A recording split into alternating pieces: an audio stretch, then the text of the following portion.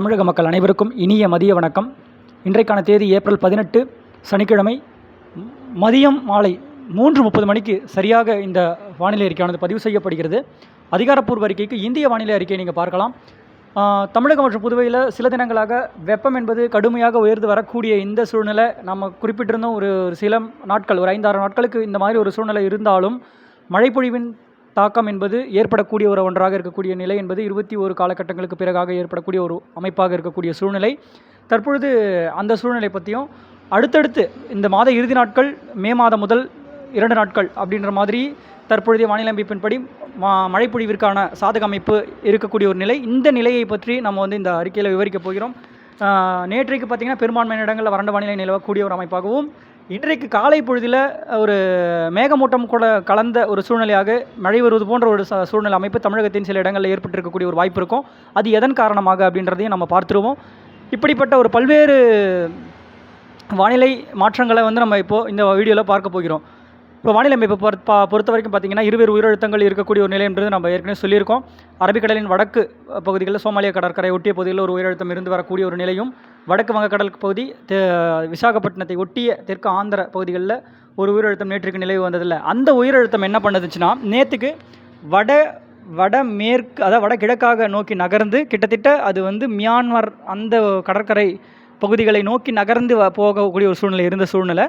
அதே வேளையில் இப்போ ஒரு வளிமண்டலத்தில் ஒரு காற்று சுழற்சியாக மேலடுக்கிலே இலங்கைக்கு தென்கிழக்கு புறமாக ஒரு சுழற்சியாக கிட்டத்தட்ட அது நிலநடுக்கோட்டு ஒட்டிய பகுதிகளிலிருந்து கிட்டத்தட்ட மாலத்தீவு இந்த ஜோன்ஸில் ஒரு சுழற்சியாக ஒரு நீள்வட்டத்தில் ஒரு ஒழுங்கற்ற வடிவத்தில் இருக்கக்கூடிய ஒரு சுழற்சின்னு சொல்லலாம். இப்போ இந்த தாக்கம் தான் நம்ம என்ன சொல்லியிருக்கோம் ஏற்கனவே.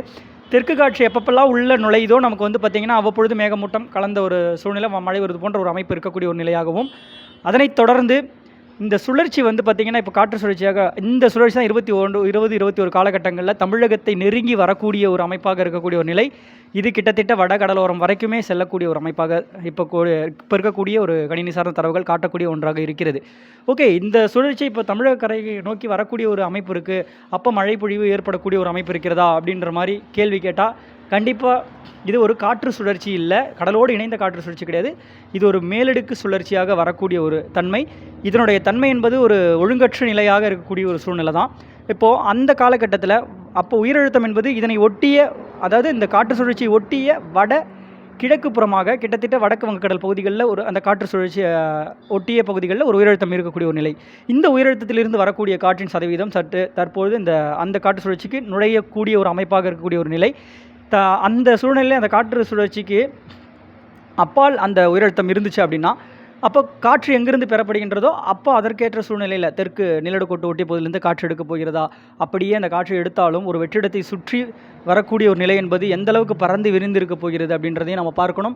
இது ஒரு குறுகிய சுழற்சியோ இல்லை தீவிர சுழற்சியோ அப்படின்ற மாதிரி வரலை. ஆனாலும் இருந்தாலும் இந்த காற்று சுழற்சியின் வருகையின் காரணமாக இந்த கடலோர மாவட்டங்களில் ஃபஸ்ட்டு பார்த்திங்கன்னா அந்த நெருக்கமாக வரக்கூடிய ஒரு நிலையில் இலங்கைக்கு மழையை ஆங்காங்கே அப்படின்ற மாதிரி வெப்பச்சலன இடிமழையாக, மாலை இரவு இடிமழையாக கொடுக்கக்கூடிய ஒரு நிலை இருக்கும். அதனுடைய தாக்கம் என்பது டெல்டாவை ஒட்டிய கடற்கரையாக இருந்தாலும் சரி, இன்னும் ஒட்டி அந்த சுழற்சி எந்தளவுக்கு வடக்கு நோக்கி வந்தாலுமே அந்த சுழற்சியோட தன்மையை பொறுத்து நமக்கு சில இடங்களில் மேகமூட்டம் கருத்து குழப்பக்கூடிய ஒரு வானிலை அமைப்பை கடலோர மாவட்டங்களில் ஏற்படுத்தும் என்று நம்ம எதிர்பார்க்கிறோம். அதே வேளையில் 22-23 காலகட்டங்களில் கிட்டத்தட்ட இது அந்த நம்ம தமிழக கடற்கரையை ஒட்டியே அமையப்பெற்ற ஒரு சுழற்சியாக அமையப்பெறுகின்ற ஒரு நிலை இருக்கும் பொழுது, எப்பப்பெல்லாம் அந்த தெற்கு நீராவி காற்று அதாவது நிலக்கோட்டு ஒட்டிய பகுதியிலிருந்து காற்று எடுக்கிறதோ அப்போது நமக்கு ஒரு லேசான துறல் எங்கேயாவது ஒரு இடங்களில் மழை பொழிவு ஏற்படக்கூடிய ஒரு நிலை இருக்கும். ஆனாலும் இப்போ வரைக்குமே அந்த காற்று சுழற்சியானது அவ்வப்பொழுது அங்கேயே சுழன்று வரக்கூடிய ஒரு நிலை தான் சொல்லலாம். சரி, ஓகே, இது அங்கே இருக்கக்கூடிய ஒரு நிலை. அதே வேளையில் கர்நாடக நிலப்பரப்பின் மீது கிட்டத்தட்ட தமிழ்நாடு, கர்நாடகா, அந்த பெங்களூருக்கு வடமேற்கு புறமாகவும் தென்மேற்கு புறமாகவும் அங்கும் இங்குமாக அந்த பெல்லாரி போன்ற அந்த சுற்று வட்டார அந்த ஒரு இடங்களில் இந்த சுழற்சியானது அலைக்கழிக்கப்பட்டு வரக்கூடிய ஒரு சுழற்சியும் இருக்கக்கூடிய ஒரு நிலை. இந்த சுழற்சி சப்போஸ் ஒரு கிழக்கு புறமாக இருக்கப்பெற்று தமிழகம் மற்றும் ஆந்திரா அந்த ஒரு இடைப்பட்ட ஒரு சோன்ஸில் எங்கேயாவது வரக்கூடிய ஒரு நிலை இருக்கும் பொழுது இதோட இணைக்கப்பெற்ற ஒரு சுழற்சியாகவும் ஒரு சூழ்நிலையாக காட்டப்படுகின்றது. ஆனாலும் அந்த சுழற்சிக்கு எப்போ எங்கேருந்து காற்று எடுக்கப்பெறுகின்ற நிலை இருக்கும் யாராலையும் இன்னும் கணிக்க முடியாது. கணினி சார்ந்த தரவுகளும் பார்த்திங்கன்னா இப்போ வரைக்கும் மழை பொழிவு சூழ்நிலை காட்டலை. அப்படி ஒரு சூழ்நிலை இருக்கும் பொழுது அதற்கு காற்றெல்லாம் பார்த்திங்கன்னா சாதக சூழ்நிலையாக அமைந்தால் கண்டிப்பாக இந்த கர்நாடக எல்லையோர மாவட்டங்கள் ஓரிரு இடங்கள் அப்படின்ற மாதிரி மழைப்பொழிவும் எப்பயாவது ஏற்படுத்துவதற்கான ஒரு வாய்ப்பாக இருக்கக்கூடிய ஒரு நிலையாக இருக்கும்.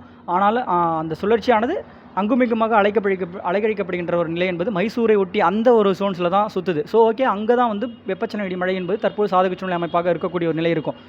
இப்படி 22, 23 காலகட்டங்களில் அங்கே அந்த சுழற்சி இருந்து கொண்டும் நம்ம கடற்கரை ஒட்டிய பகுதிகளில் ஒரு சுழற்சி இருக்கக்கூடிய ஒரு நிலை இருக்கும் பொழுது, இப்போ காற்று வந்து எங்கேருந்து பெறப்படுகின்ற அந்த சூழ்நிலை பார்த்தீங்கன்னா 24, 23, 24 காலகட்டங்கள்லாம் தெற்கு காற்றும் அவ்வப்பொழுது இந்த சுழற்சியானது கிழக்கு காற்றை ஈர்க்கப்படுகின்ற ஒரு அமைப்பாக இருந்து கிழக்கு காற்று அலைவுகளும் உள்ளீடாக தமிழகத்தின் சில பகுதிகளில் ஏற்றக்கூடிய ஒரு அமைப்பாக இருக்கும். அப்போ அந்த காலகட்டங்களில் வெப்பம் என்பது சற்று தனியக்கூடிய ஒரு நிலை இருக்கும். அதாவது 35, 36, 37 இந்த ஒரு ஜோன்ஸ்க்கு வந்துடும். கிட்டத்தட்ட 40 டிகிரி செல்சியஸ் அளவிற்கு நிலையாக இருக்கக்கூடிய அந்த வெப்பநிலை என்பது 25 காலகட்டங்களுக்கு பிறகாக ஒரு 24, 25 பார்த்தீங்கன்னா ஒரு வெப்பம் என்பது சற்றே தனியக்கூடிய நிலை இருந்தாலும் மீண்டும் வெப்பம் என்பது உயர்ந்து காணப்படுகின்ற நிலை என்பது இந்த காற்று சுழற்சியானது மெலிந்த சுழற்சியாக இருக்கக்கூடிய நிலை என்பது தெற்காக நோக்கி தள்ளப்படுகின்ற ஒரு நிலை இருக்கும். அப்போது தென் மாவட்டத்தின் பகுதிகளில் 27, 28 காலகட்டங்களில் சில இடங்களில் தென்மேற்கு பகுதிகளாக இருந்தாலும் சரி, இப்போ 23, 22 காலகட்டங்களிலே மேற்கு தொடர்ச்சி ஒட்டிய பகுதிகளிலும் சரி, தென்மேற்கு பகுதிகளிலும் ஆங்காங்கே அப்படின்ற மாதிரி ஒரு சில இடங்களில் மழைப்பொழிவு ஒதுக்கி மழைப்பொழிவு இருக்கும். அதே வேளையில் கடலோர மாவட்டங்களில் இந்த சுழற்சியான நெருக்கத்தை பொறுத்து அந்த இடத்துல ஒரு குழப்பக்கூடிய ஒரு வானிலை அமைப்பு என்பது இருக்கக்கூடிய ஒரு நிலை. சில இடங்களில் மழைப்பொழிவிற்கான சாதக சூழ்நிலை ஏற்பட்டுச்சுன்னா கண்டிப்பாக அவர்களுக்கும் மழைப்பொழிவு ஏற்படுத்தக்கூடிய ஒரு அமைப்பாக இருக்கும். ஒரு காற்று சுழற்சி வருகை தருகிறது, அதை மட்டும் ஞாபகத்தில் வச்சுக்கலாம். ஓகே, அதனைத் தொடர்ந்து 29 காலகட்டங்களில் 28, இந்த 27, 28, 29 இந்த இன்பிட்வீன் அந்த நாட்களில் பார்த்திங்கன்னா தெற்கு காற்று நிலநடுக்கோட்டு பகுதிகளிலிருந்தும் ஆஸ்திரேலிய அந்த கடற்கரை அந்த பகுதிகளிலிருந்தும் காற்றானது நம்ம தமிழ்நாட்டின் ஊடாக பயணிக்கக்கூடிய ஒரு அமைப்பாக இருக்கக்கூடிய ஒரு சூழ்நிலை.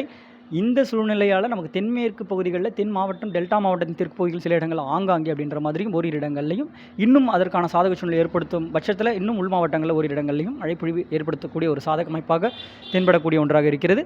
அதனைத் தொடர்ந்து 30, 31, 2 இந்த காலகட்டங்களில் அந்த கர்நாடக எல்லையோரத்தில் இருக்கக்கூடிய அந்த சுழற்சியானது தெற்காக நோக்கி தள்ளப்படுகின்ற ஒரு அமைப்பாக இருந்து வடமேற்கிலிருந்து காற்றை ஈர்க்கப்பெறுகின்ற ஒரு அமைப்பாக தற்பொழுது வரக்கூடிய நிலை இருக்கிறது.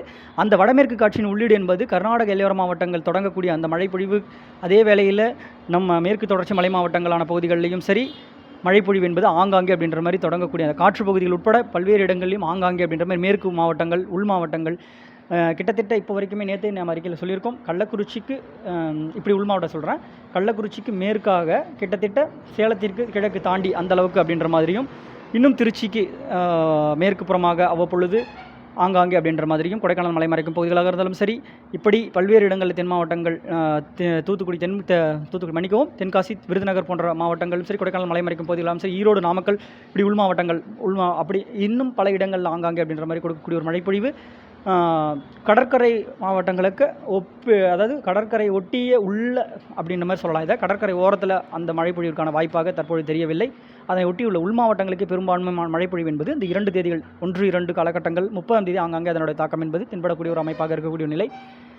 இந்த மாதிரியான ஒரு அமைப்பு அப்படின்ற மாதிரி அடுத்தடுத்த நாட்களில் இதில் ஏதாவது ஒரு மாற்றங்கள் இருந்தாலும் நம்ம உடனுக்குடன் நம்ம அறிவிக்கலாம். ஆனால் வந்து பார்த்திங்கன்னா இப்போ வரைக்குமே வறண்ட வானிலை நிலவக்கூடிய ஒன்றாக இருக்கிறது. இது அடுத்தடுத்த நாட்களில் கண்டிப்பாக மாற்றங்கள் பெறும் என்று நம்ம எதிர்பார்க்கிறோம். நாளைக்கே சில இடங்களில் ஆங்காங்கே அப்படின்ற மாதிரியும் இந்த காற்று சுழற்சியின் வருகையை பொறுத்து தெற்கு காற்றின் உள்ளீடு இருந்தால் ஆங்காங்கே குழப்பக்கூடிய ஒரு வானிலை அமைப்பை ஏற்படுத்தக்கூடிய ஒரு அமைப்பாக இருக்கும்.